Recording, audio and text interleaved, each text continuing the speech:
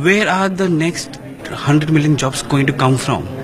See, I'm very worried that with automation, with 3D printing coming, and with more efficient supply chain and technology, we will have to be very careful about jobs. We need to grow at 9 to 10% and develop our market, our manufacturing to be more cost efficient. Margins for manufacturing will have to come down to create lower costs so consumption can go up.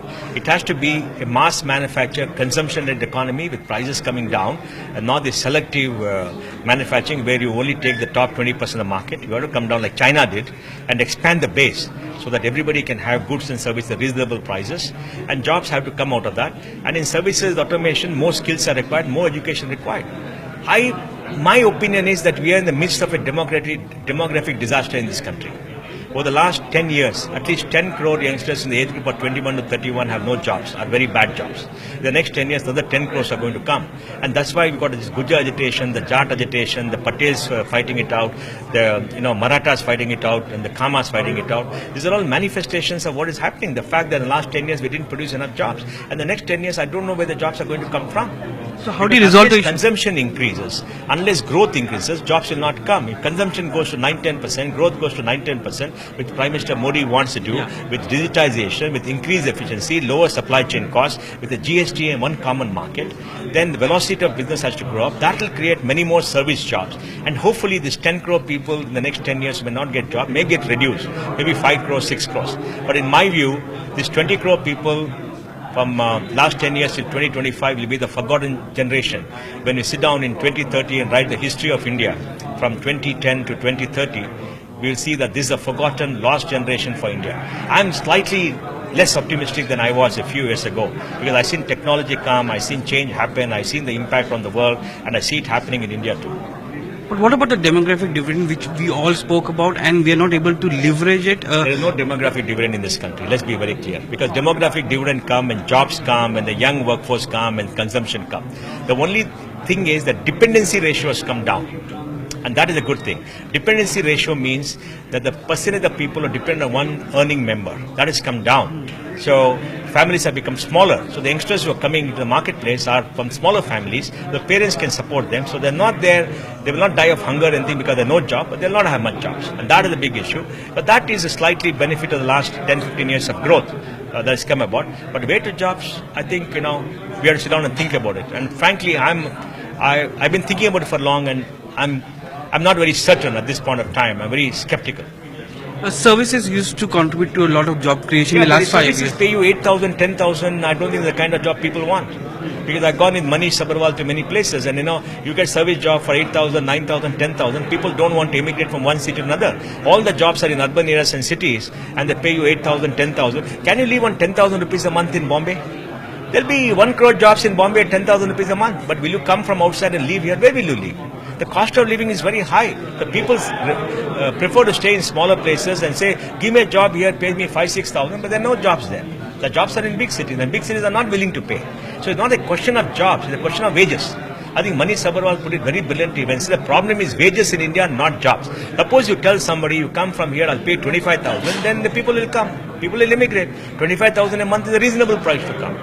So I think if you don't pay 25,000, pay 10,000. And since the law is informal, there are a lot of labor exploitation. People are desperate, people exploit. They show something higher in the books and they don't pay the money. There's a lot of abuse happening in large parts of the economy. So I think this has to be resolved. Digitization and a little bit better regulations will hopefully challenge some of them. But the solution to all this is growth at a high pace. So what is happening in Parliament, this logjam, all this fighting is doing no good. The political parties need to understand the biggest challenge for India is we are going through a demographic disaster, and we want jobs for young people. They must come together to create the jobs. Without jobs, we'll be in deep trouble. So if you're growing at 9 to 10%, you need to grow your manufacturing also at that level. You spoke about mass manufacturing has to go. If supply chain becomes more efficient, supply chain costs of 14% of GDP, they should be brought on 6%.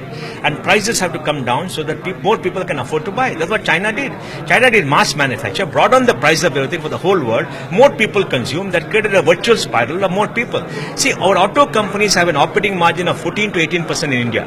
Globally, they have 8 to 9%. Ford has 8 to 9% for many years. Best years, they got 8 to 9%. And here, they're all creaming. All these manufacturing companies are making enormous amount of money. Look at cement. Cement is earning 20-21% return on equity. Look at the margins. There's a cartel in cement. In South India, I'll say on record, there's a cartel. And we know this cartel. We complained to the CCI, they pass orders, but there's a cartel. Many parts of India, the same thing is happening. We need cost to come down. And the cost will come down when there's more competition. There's a lack of competition. People have to say mass market because they're consumption oriented. So while if new companies come in or new services come out, are we acute in terms of skilling the manpower as well? Skilling. Look, we talked about skilling for IT for the last 10 years. Haven't we skilled people?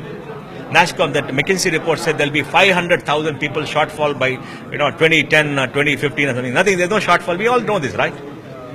We are the people saying shortfall. See, the problem is, what we were saying and what people misread was different. We wanted ready-made people to come from college. There's no way the ready-made people will come. All of us set up training facilities. We train people. There's no lack of skilled people. Yes, there's people. The gap between what industry requires and academia produces is expanding. That gap has to be bridged. How do we do that? Industry has to spend on training. There's no other way because you can't. There's been no reform in education for the last 30, 40 years. What is the reform? Education is the disaster area for this country because it's producing people who just don't fit the job bill. So we have to train. I hope the government reforms education and does some surgical strike in education. I hope Prime Minister Modi does that compared to something else. The biggest challenge is educational reform. We don't have it. And the last 3 years of this government, we have not seen much of reform. We've seen more control, which is bad. What about, you spoke about educational reforms, industry not coming in. Why is the industry staying away even though they know that they need to skill or they have to spend money on Government training? doesn't respond to reform. I met all the ministers for the last 10 years. They say yes, but they don't do anything. They want control. They talk about abuse. Why does abuse happen? Because you pass such strict regulation that good people get constricted and bad people don't care. Bad people don't pass regulation. In the medical field, we got 300 medical colleges. Half of them are private. About 30-40% of private colleges are taking cash money. Everybody knows where it is. Everybody knows who has to pay. It's all in the public domain. There are agents. Everybody knows. MPs call up the regulator and get seats. It's an open secret. But why is no action has been taken? Why has there not been jailed so far? You can go, they raided colleges, they found much 30-40 crores of cash in Bangalore and other places. Why is there no action? The government knows it. Regulators know it. They don't act. Why is that? System has been captured. System has been captured by people. You know that people are taking cash for giving seats in them. They're abusing it. Why should there be a management quota? We must abolish management quota and do it only by merit. There should be no management quota. It should be by merit. You come in the merit list, you pay a fee. Don't control the fees. You want somebody to get educated, government should pay for the education. Don't control. Your government is perpetuating abuse by bad policies.